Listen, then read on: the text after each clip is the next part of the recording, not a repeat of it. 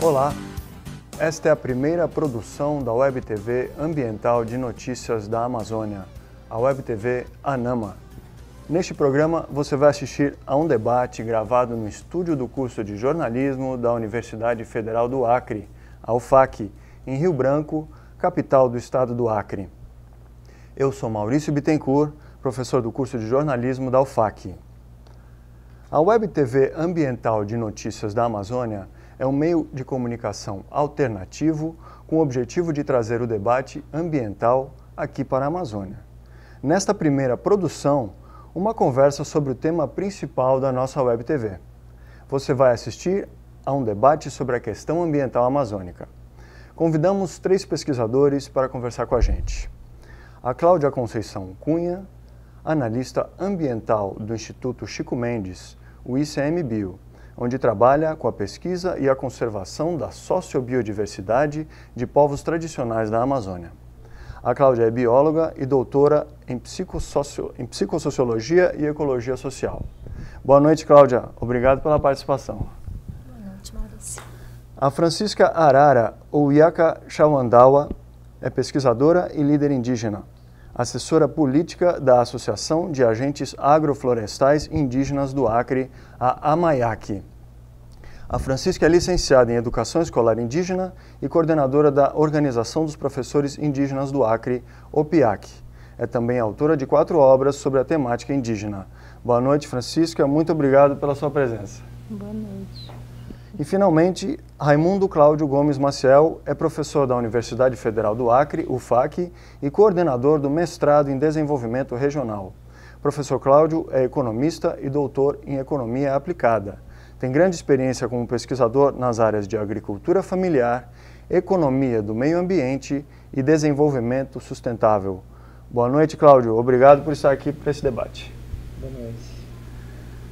Agradeço a todos os participantes em nome da TV ANAMA. Espero que consigamos nos aprofundar no tema da questão ambiental amazônica.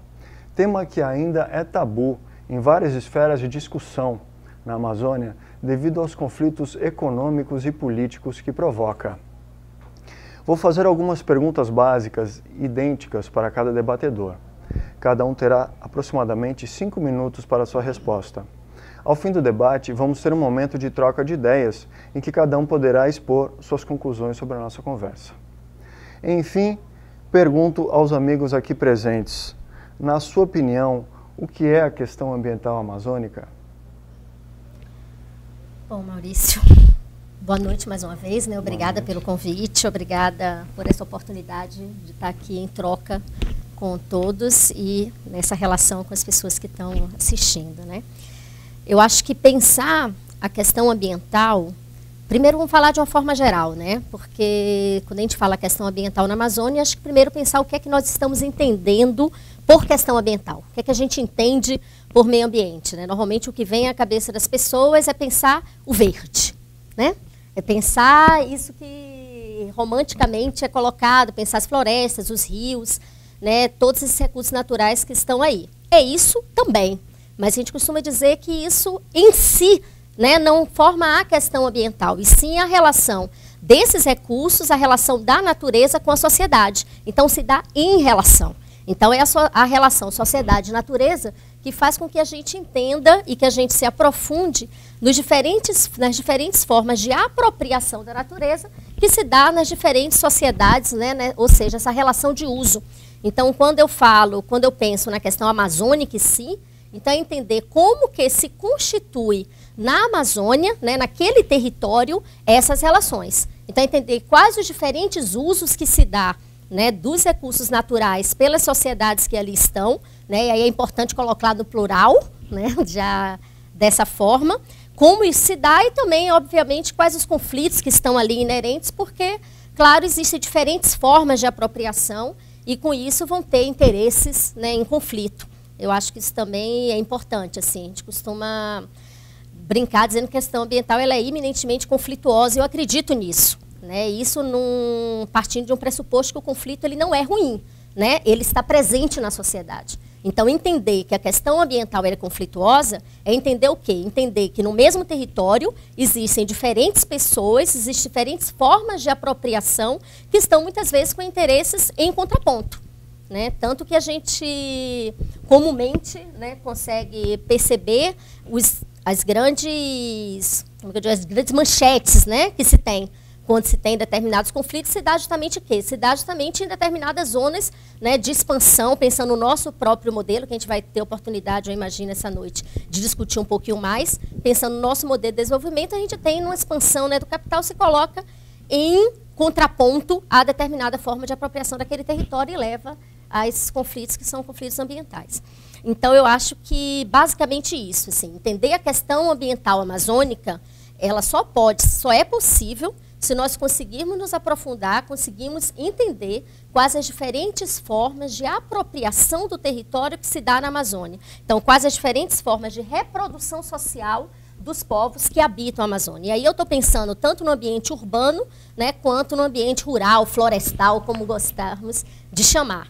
Né? Então, acho que, como a discussão inicial, é por aí, assim.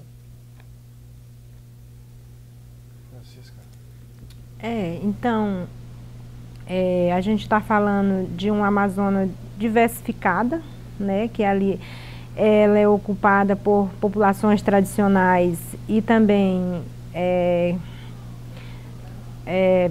que conhecem, né, da realidade de como a gente usufruir. Como você falou, a gente não vê a Amazônia só a floresta, mas você está falando de diversidades de espécies que estão ali, né? Você está falando de população tradicional, você está falando da população indígena, você está falando dos grandes empresários também, você está falando de uma diversidade diversificada. Então, a gente muitas vezes se limita, né, numa coisa que não é só aquilo. Para nós, assim, hoje a Amazônia, ela é ocupada por, muito assim, com a maior parte da Amazônia, ela está coberta por terras indígenas e área de conservação, né? Que hoje a gente tem um debate muito grande na política nacional disso, né? Você sabe que o agronegócio, ele tá vindo muito forte. Por quê? Porque também as pessoas que vivem na zona urbana, eles dependem também de muitas coisas, né, para sobreviver. E aí, como já desvastaram parte, né, dessas áreas que já não tem mais floresta, aí na Amazônia tem outros tipos de recursos, que não é só a água, não é só a floresta, tem a medicina tradicional, tem os animais, tem a ciência. Então eles estão chegando agora para a Amazônia. Como fazer isso? E quando chega aqui, aí eles vão de frente com a população tradicional. E aí o que carreta? Aí começa esse choque político, econômico e interesse também. Muitas das vezes fala isso, que a Amazônia é o pulmão do mundo, é o coração do mundo, mas muitas vezes a política é perversa.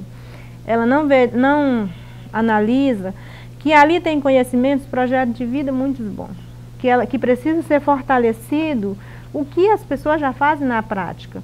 Não é inventar roda, né, dizer, agora vamos botar, vamos acabar com a água. Nós estamos assim num embate muito grande das terras indígenas, porque para nós a floresta, a terra indígena, ela é diferente de área de conservação, porque nós usufruímos, a gente está contínuo ali plantando, colhendo, gerando, vendendo. A gente não está preservando ali só para preservar o animal, a floresta, a gente está usufruindo dia a dia, né? Então, eu acho que o agronegócio também, quando eles chegam assim impondo, né, muitas das vezes as coisas, os projetos de vida que eles acham, que a gente vai falar mais na frente isso, e não ouve aquelas populações que estão ali, né, não valoriza os conhecimentos, a riqueza que tem ali, que eles conhecem, né, a sobrevivência mesmo que a gente teve desde da origem. E com isso, aí se pensa outro modelo de sustentabilidade. Essa população aqui está assim, a gente precisa ir lá, botar não sei quantos barcos, botar não sei quantos programas sociais, e as pessoas vão deixando aquilo que podia ser valorizado, que esses projetos que vêm de fora podia estar apoiando isso, gerando o bem-estar daquele povo, de todo mundo, seja indígena ou não indígena, e todo mundo viver bem. Com isso, ganharia as populações tradicionais e o pessoal da zona urbana, né? Porque cada um depende um do outro. Um depende da medicina, que é tirado dali, outro depende do combustível que ele consome. Então, por que não dialogar, né, para não se choquear, achar que o do outro é melhor ou o do outro é pior, porque cada um é importante, né, essa questão da floresta. E os povos indígenas pensam assim, porque a gente, aqui no Acre, né, a gente tem 0,1% de desmatamento. E a gente vende, a gente compra, a gente faz artesanato. Os povos indígenas são o maior produtor, os Juruá, os Poianaua, mas com cuidado, tá usando ali, mas gerando a renda, né, mas cuidando do território, usando a floresta com sabedoria para não se acabar. Penso que... A gente desenvolve um pouquinho mais daqui a pouco, né? Cláudio, essa primeira pergunta. Bom, para falar de questão amazônica, eu acho que é importante, antes de mais nada, por que a gente discute esse tema? Ou por que tem essa questão? Se a gente olhar problema de desmatamento, problemas sociais, problemas ambientais, não é um tema novo. É um tema que vem se arrastando ao longo do tempo. E aí nós temos que olhar um pouco mais a história. O que a história nos conta? O que a história nos ensina ao longo do tempo? Se a gente prestar bem atenção à forma de ocupação da Amazônia, até os anos 1970, não se discutia a questão amazônica, principalmente a questão ambiental. Até os anos 1960, mais ou menos, não tinha problema ambiental na Amazônia. Não tínhamos questão ambiental na Amazônia como nós conhecemos hoje. E isso nós temos que levar em consideração a relação entre as questões ambientais e questões sociais com a forma de ocupação, com o modelo de desenvolvimento que é ocupado a Amazônia, que foi ocupada a Amazônia. E aí a gente remete ao governo militar, à ditadura militar, com o modelo de desenvolvimentismo para a Amazônia já está dos anos 60, que é justamente chamado desenvolvimentismo, que é trazer atividades econômicas modernas, e aí o moderno tem uma conotação relacionada ao extrativismo tradicional, considerado uma atividade atrasada, que não gerava renda suficiente, que marginalizava os povos da floresta. E a intenção era justamente modernizar, trazer o novo, trazer o diferente, trazer mais renda. E aí se traz a agropecuária como algo novo, moderno, que ia dinamizar a região. Que na realidade trouxe conflitos fundiários, aí tem uma questão social seríssima, junto vem uma questão dos desmatamentos. A agropecuária, ela necessariamente demanda a retirada da floresta para plantio de pastagem. Juntando conflito fundiário, né, as questões sociais, mais o desmatamento e as questões ambientais, os problemas ambientais decorrentes, e aí nós começamos a pensar numa questão amazônica de fato. E é nesse sentido que é importante a gente entender a grande, como é que nós podemos dizer, a grande sacada do Chico Mendes. Que ele começou uma luta social, mas ele só foi ouvido quando ligou a questão social à questão ambiental. E aí tomou força essa questão amazônica, que ficou uma questão socioambiental. Não é somente social, não é somente ambiental, mas é socioambiental, com pano de fundo relacionado ao desenvolvimento das populações tradicionais, ao desenvolvimento da região, tentando que a gente pudesse alcançar um desenvolvimento que não marginalizasse, que não destruísse a floresta. E isso é uma discussão que está no cerne da discussão sobre desenvolvimento sustentável. E aí, se a gente entende toda essa evolução ao longo do tempo, nós entenderemos muito mais forte o que é uma questão ambiental.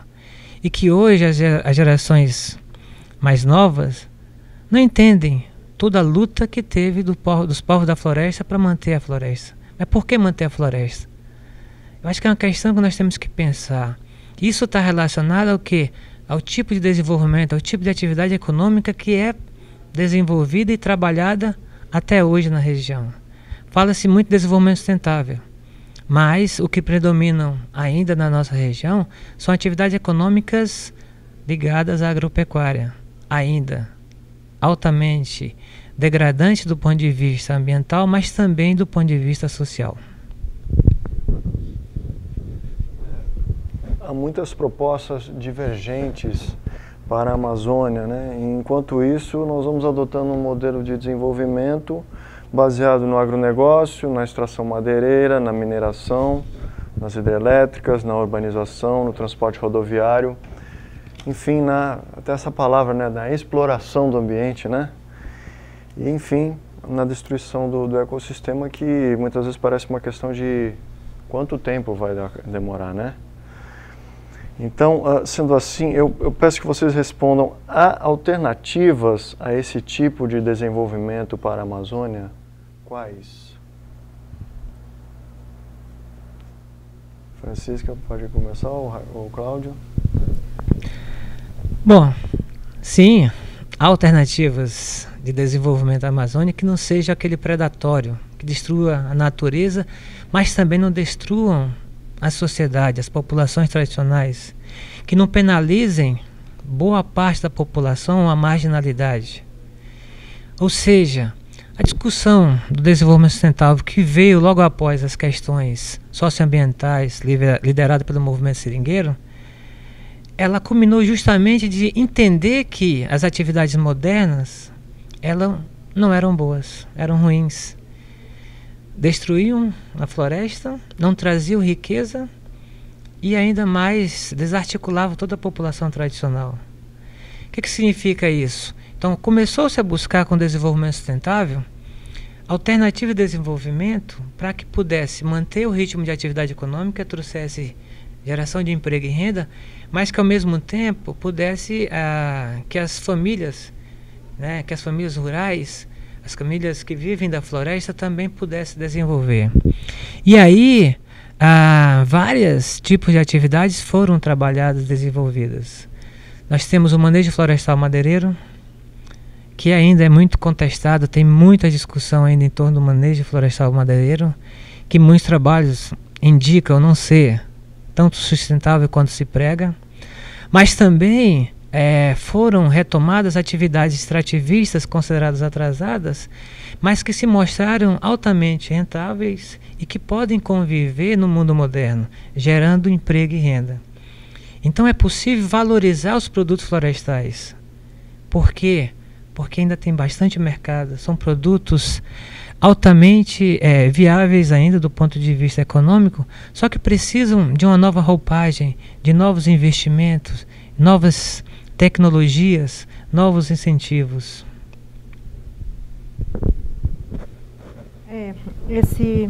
O desenvolvimento sustentável também é uma outra coisa para repensar, porque tem várias concepções de modelo de desenvolvimento sustentável, né? Para nós, populações indígenas, a gente acredita que a gente só vai viver bem se a gente fortalecer o modelo de desenvolvimento sustentável que a gente acredita, né?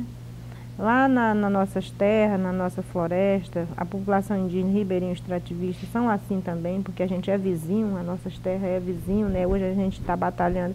Antigamente, nossos caciques lutaram para a gente conquistar a terra, né, ser demarcada, porque até então a gente tinha toda essa coisa histórica de viver na mão dos patrões, então não tinha muito tempo de cuidar, perdemos muitas coisas. E hoje foi criada a terra indígena, liderança lutaram para nós ter nosso território demarcado no Brasil todo, né? Aqui no Acre, o Acre ele desponta aí para fora. As políticas de educação, de gestão territorial, ela é a base e referência aqui do Acre. Então, hoje a gente... E dali você tem que viver dentro daquele território, cuidando, né, usufruindo, cuidando da água, porque todo dia nasce uma criança, todo dia nasce um menino e ele precisa comer, ele precisa beber, todo dia você tem que tirar uma paca, um veado, uma cutia. Então, como é que a gente vai trabalhar o manejo e a sustentabilidade desse povo?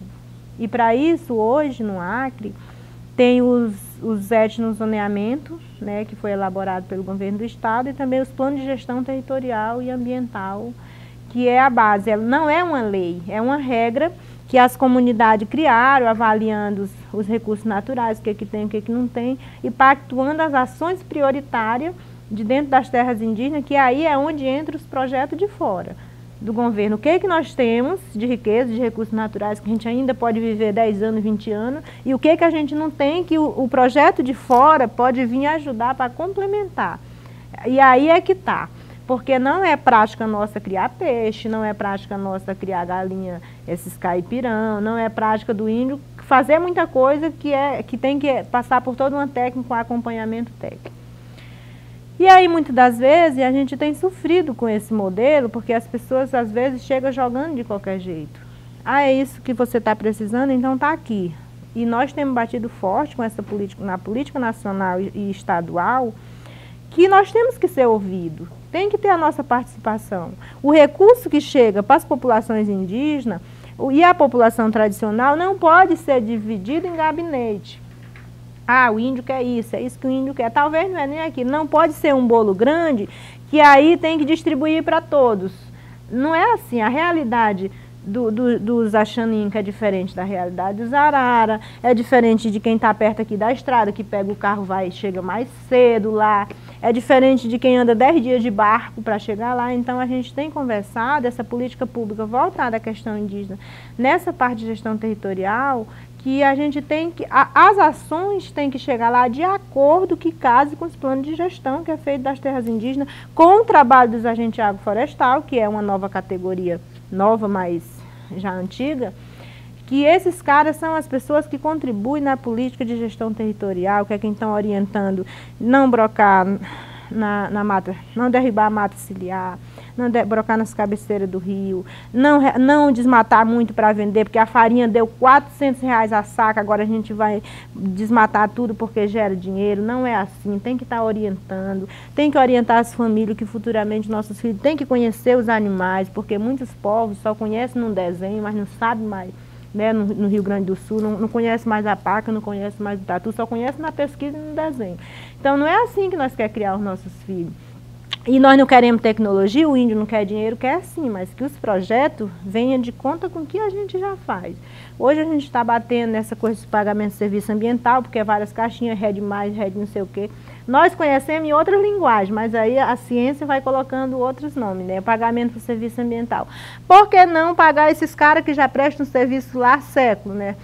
Outra política muito grande que a gente percebe é essa questão das sementes transgênicas, acabando com as sementes tradicional, porque você vê o milho massa, que a gente tinha várias espécies de milho, várias espécies de mandioca.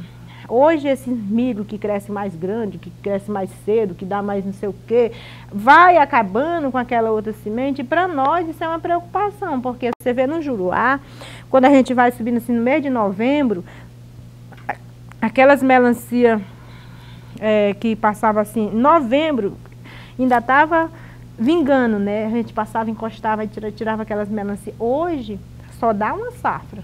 Acabou com aquela semente tradicional que passava um ano vingando, e essa semente que vai dar Embrapa, tudo bem, na cidade tem que chegar mais rápido mesmo, porque o pessoal precisa comer, mas lá acabou com essa melancia.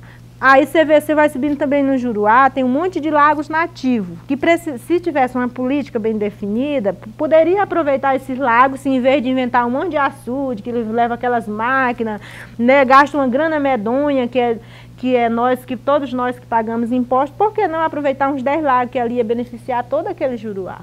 Né? Mas não, as pessoas têm visão muito pequena, mesmo pensando na economia, no avanço, mas enfim, e hoje a gente conseguiu botar num recurso do Estado, através do KfW, né, que vai também para as outras populações, fatia dessa grana, que seja conversado para pagar a formação deles, pagar o pagamento desses caras que já prestam esse serviço para a floresta, de manter a floresta em pé.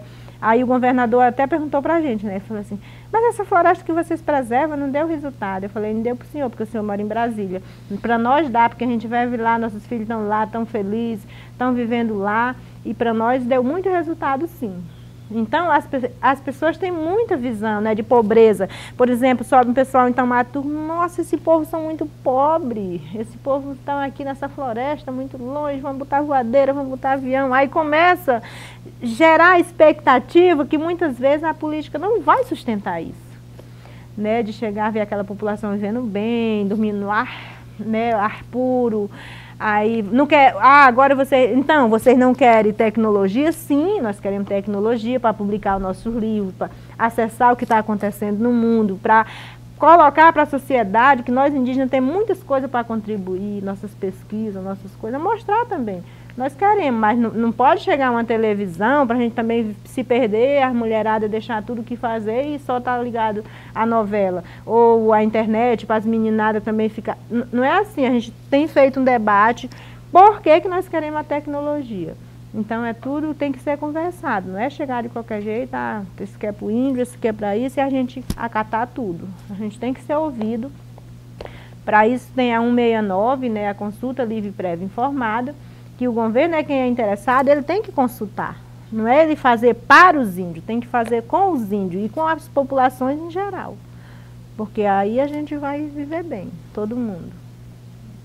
Eu acho que a Francisca traz vários pontos, né, Francisca? E o Cláudio, isso de falar depois tem essa vantagem. Mas uma das coisas que eu queria abordar é quando ela justamente coloca que são diferentes realidades, né? São diferentes realidades, então... Eu acho que essa é uma das bases da gente discutir alternativas para o desenvolvimento, né? Primeiro, que desenvolvimento que se quer? Né? Então, existe um único modelo de desenvolvimento a ser implementado? Se são diferentes realidades, são diferentes soluções. Né? Só que para ter essas diferentes soluções, como ela bem coloca, precisa-se ouvir, né, os diferentes povos que fazem uso daquele território. Então, eu acho que essa é uma das questões centrais assim, que está nessa discussão. Então, quando o professor Cláudio traça um pouco do histórico, né, de expansão para a Amazônia, né, desse modelo de desenvolvimento que vem chegando para a Amazônia, traz um pouco isso, é um modelo de desenvolvimento homogeneizante, né, que é por incentivo governamental, né, trazido para essa região. E aí a gente tem uma coisa que é bem peculiar e bastante apaixonante, que é justamente o momento em que nasce, em que se conforma, né, o movimento seringueiro, justamente quando fala que não. Né, esse modelo de desenvolvimento, ele não nos interessa, ele não responde às nossas necessidades, que são justamente os povos da floresta dizendo o quê? Não, esse modelo de desenvolvimento que está sendo trazido para cá, não é o modelo de desenvolvimento que nos atende, porque esse modelo é um modelo de que o nosso meio de sobrevivência é colocado abaixo, né, já que não é pensada a floresta pela floresta, e sim a floresta, né, no uso por aquelas populações que lá vivem, dela fazem uso. Né, tem um geógrafo que eu gosto muito, que é o professor Carlos Walter Porto Gonçalves, que ele tem uma frase que eu acho perfeita. Ele diz que os seringueiros, naquele momento, eles se contrapunham aos pilares do capitalismo de várias formas. E uma delas era mostrar que, ao invés do valor de troca, que é, né, o monetário, que é o quanto se vende daquela coisa, é o valor de uso. O valor de uso é que ali está se instalando, está se colocando. Né? E era isso que os seringueiros e os povos da floresta, nesse momento, diziam. Então, eu acho que discutir alternativas de desenvolvimento para a Amazônia é pensar, primeiro, né, a gente não quer um desenvolvimento que seja um desenvolvimento. Né? Então, não é retirar da escala de decisão as pessoas que lá estão, em primeiro lugar.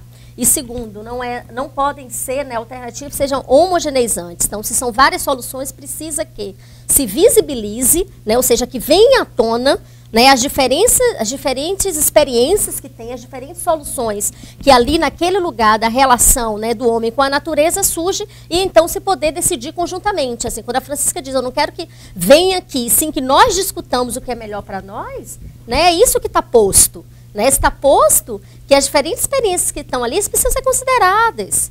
Né? Então, assim, eu acho que esse é um ponto muito importante, né, quando a gente pensar a questão ambiental e relacionada a justamente a questão do modelo de desenvolvimento que se quer. Né? Então, o que é que nós queremos? Né? Uma continuidade, né, de um modelo que se instala na floresta e aí traz a tecnologia, mas traz a tecnologia com ela a televisão, e que aqueles povos que ali estão não são representados naquela televisão? Ou nós queremos, né, um modelo em que se usa aquela tecnologia para realmente interagir e ser utilizada, né, apropriada por aqueles povos que ali estão? Então, acho que são perguntas que tá na esteira aí, né, dessa discussão. Estamos só no começo, né? Bom, eu peço uma interrupção para a gente fazer um pequeno intervalo e a gente volta já já.